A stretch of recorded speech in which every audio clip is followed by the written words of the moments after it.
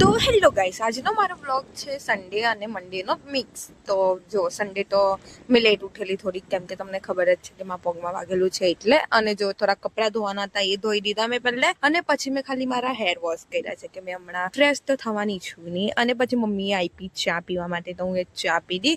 અને ભાઈ મેં પછી આરામ કરતી હતી, અને પછી મેચ ચાલુ થઈ હતી IPL બપોરે. તો બપોરે એ જોતી હતી, કેમ કે મારી પાસે કરવા માટે કંઈ કામ નહીં હતું એટલે. અને પછી ચાનો ટાઈમ થઈ ગયો હતો પાછું બપોરની. અને પછી મેં મમ્મીને કહ્યું, મમ્મી મેં કપડાં ધોયા છે એ થોડાક સુકાવા લાગી દઉં, કેમ કે હું તો લંગડી થઈ ગઈ છું એટલે. હા, એ મારું દુઃખ કેટલું મોટું છે. પણ ગાઈસ, હવે મને બહુ જ કંટાળ આવે છે.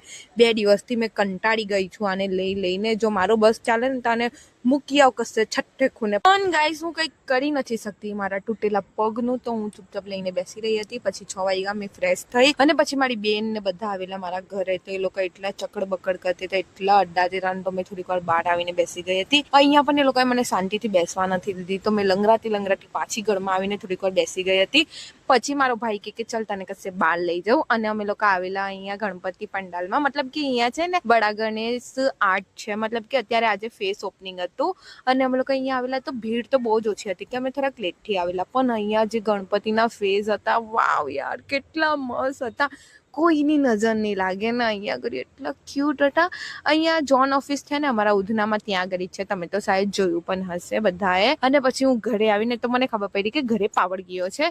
એક તો યાર ગરમી લાગે છે, ઉપરથી કુલર બંધ થઈ ગયું. યાર મારું કેમ દુઃખ ઓછું નથી થતું યાર. અને આ દિવસ પણ મેં આવી રીતે બરબાદ કરી દીધો હતો ને. બીજે દિવસે સવારે જો મારે ચપ્પલ પહેરીને તો ઓફિસે જવાશે નહીં, તો ભાઈની ચપ્પલ પહેરવાની છે. તો હું એ રેડી હતી. તો કેમ છો મારા સુરતના ક્યુટીઝ? મેં સુરત ગુજરાતી ભાઈ છું, અને તમારા બધાનું મારા મિની બ્લોગમાં સ્વાગત છે. હવે મેં લંગરાતી અંદર જવાની છું. એ પહેલાં ક્યુટ પ્લાન જોઈ લો મારા. અને પછી હું રેડી પણ થઈ ગઈ ઓફિસ માટે.